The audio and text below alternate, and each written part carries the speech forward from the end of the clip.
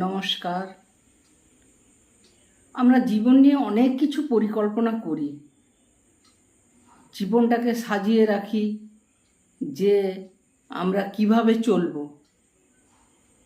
কিন্তু এক মুহূর্তে সময়ের সঙ্গে সঙ্গে সব কিছু ভেঙে কিন্তু তছনছ হয়ে যায়। আমরা তখন কি করি? ভগবানকে দোষ দিই, বলি ভগবান আমার সঙ্গে যা করলো একদমই ভালো করলো না। কিন্তু একটা কথা আছে না, ভগবান যা করে ভালোর জন্যই করে, কিন্তু কি যে ভালো করে আমরা কিন্তু সেটা সেই সময়টা বুঝতে পারি না, যে সময়টা আমাদের সঙ্গে খারাপ কিছু ঘটে। কিন্তু পরে আমরা বুঝতে পারি সময়ের সঙ্গে সঙ্গে, যখন ওই টাইমটা আমাদের জীবন থেকে চলে যায়, খারাপ সময়টা কেটে যায়, তখন কী জন্য যে আমাদের সঙ্গে খারাপ ঘটেছে, তখনই আমরা বলি কি না, ভগবান যা করেছে ভালো করেছে। তাই তোমার সঙ্গে খারাপ ভালো যাই ঘটুক না, সেটা তুমি একটা পরিস্থিতির শিকার, কিন্তু তার থেকে তুমি ঠিক বেরিয়ে যেতে পারবে। তোমাকে নিজেকে চেষ্টা করতে হবে, তোমার মনে অনেকটা শক্তি রাখতে হবে যে আমি সব পারবো, কেন আমি পারবো না। তোমাকে সবসময় মেরুদণ্ড সোজা করে উঠে দাঁড়াতে হবে। দেখো, তুমি জীবনে যতটাই ঠকবে আর যতটাই তুমি হেরে যাবে, ততটাই কিন্তু তুমি জিততে পারবে, কারণ হারের মধ্যে অনেক শিক্ষা আছে, আর যত ঠকবে তত তুমি শিখবে। তুমি যদি কোনো কিছু একটা করতে যাও, সেটা থেকে তুমি দেখো বারবার করছো কিন্তু তুমি পারছো না, বারবার করছো তুমি পারছো না, কিন্তু তুমি যদি তোমার মনে তুমি শক্তি রেখে যে কেন আমি পারবো না, তুমি যদি সেটা বারবার তুমি করার চেষ্টা করো, একটা সময় তুমি দেখবে তোমার কাছে সেই কাজটা কিন্তু অনেকটাই সোজা হয়ে গেছে। আমি আমার নিজের জীবন দিয়ে আমি দেখেছি, আমার জীবনে আমি দেখেছি, মানে আমি যেটা জানি না, যেটা বুঝি না, সেটা আমার মধ্যে কিন্তু আগ্রহ আছে, আমি সেটা শিখবো, কিভাবে শিখবো। কিন্তু যে ওই জিনিসটা জানে, সে কিন্তু আমাকে শেখাতে চাইছে না, সে আমাকে একবার বলে দিল, আর কিন্তু দ্বিতীয়বার আমাকে বলতে চাইছে না। আমি ওর কাছে যাচ্ছি, ও আমাকে বকা দিচ্ছে যে তোমাকে এই তো আমি বলে দিলাম, আর আমি পারবো না। তবুও কিন্তু আমি তার বকা খেয়েও আমি ছাড়ছি না।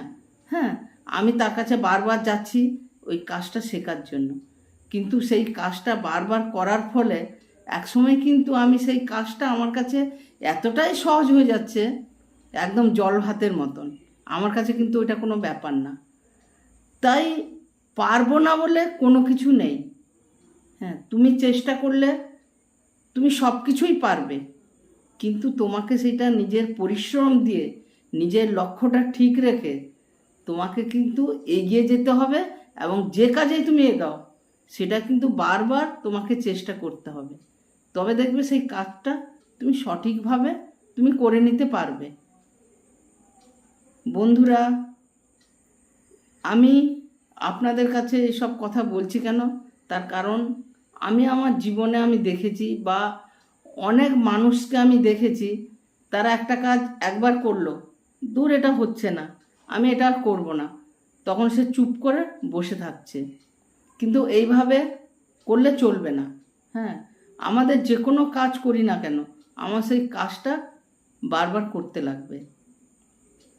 আর বিবেকানন্দর একটা কথা আছে না, দুধ ভাত খেয়ে তুলোর গদিতে শুয়ে কেউ কিন্তু কখনো সঠিক মানুষ হয় না। জানো তো একটা কথা, যার মধ্যে মান আর হুঁশ আছে সেই কিন্তু প্রকৃত মানুষ। তাই আমাদের সব সময় সময়ের সঙ্গে সঙ্গে, সময়ের তালে পা ফেলে ফেলে আমাদের সঠিক কাজটা করে যেতে হবে, আমাদের সময়ের সঙ্গে সঙ্গে এগিয়ে যেতে হবে, নাহলে আমরা পিছিয়ে পড়ব। তাই তুমিও চেষ্টা করলে সব কিছু পারবে। আমার এই ভিডিওটা যদি ভালো লেগে থাকে, তাহলে একটা লাইক দিয়ে আমাকে নিশ্চয়ই আপনারা উৎসাহ দেবেন। আমি Gitanjali lifestyle, religion and knowledge থেকে আপনাদের সঙ্গে কথা বলছি। আমার চ্যানেলটাকে সাবস্ক্রাইব করে আমার পাশে থাকবেন। আর আমার যদি কিছু এখানে ভুল হয়ে থাকে আপনাদের কাছে আমি ক্ষমা চাইছি, কারণ ইউটিউবে আমি নতুন, আমি এখনও ঠিকভাবে ভিডিও করতে পারি না। তাই আমার যদি কিছু ভুল হয়ে থাকে আপনারা নিশ্চয়ই আমাকে কমেন্টে জানাবেন। এই বলে আমি আজকের এই ভিডিওটা শেষ করছি। আপনারা সবাই সুস্থ থাকবেন, ভালো থাকবেন, ভগবান কাছে এই প্রার্থনা করি।